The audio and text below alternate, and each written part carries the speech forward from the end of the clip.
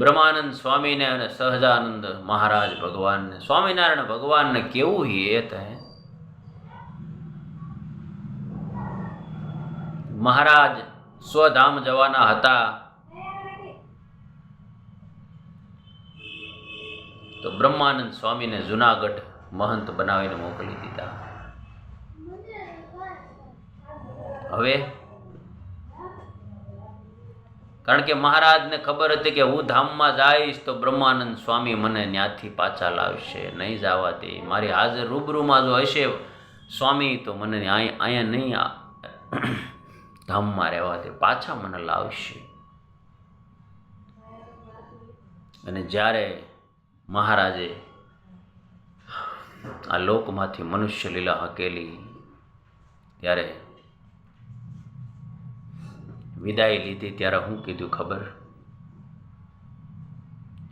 હે વાલા ભક્ત જનો, તમને આવે ઘણી રે ખમા. દર વખતે બ્રહ્માનંદ સ્વામીને કાગળ લખતા મહારાજ તો લિખિતન સહજાનંદ સ્વામી હતું.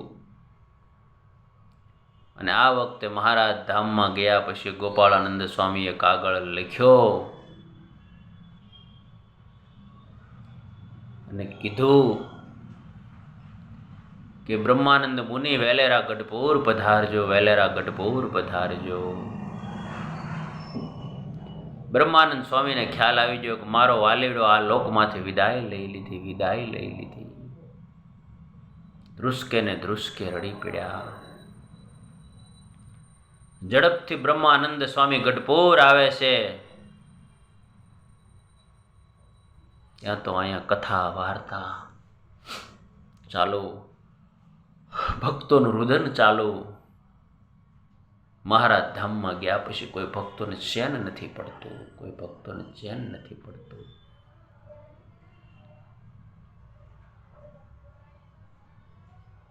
બ્રહ્માનંદ મુનિ ગોપીનાથજી મહારાજની સામે આવી અને ભગવાનને ખખડાવા લાગ્યા કે હે કાળિયા ઠાકર, હે સહજાનંદ સ્વામી, મારા વાલેડા તે મને કીધા વગર તે વિદાય લઈ લીધી.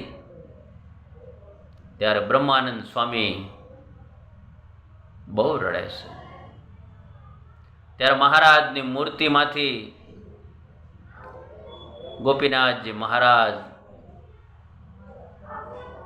હરિકૃષ્ણ મહારાજ પ્રગટ થયા ગોપીનાથજી મહારાજની મૂર્તિમાંથી.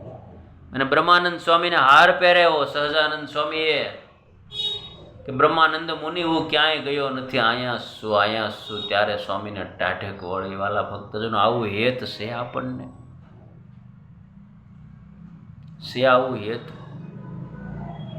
આવું હેત હોય તો ધામ અહીંયા જ છે. જય સ્વામી.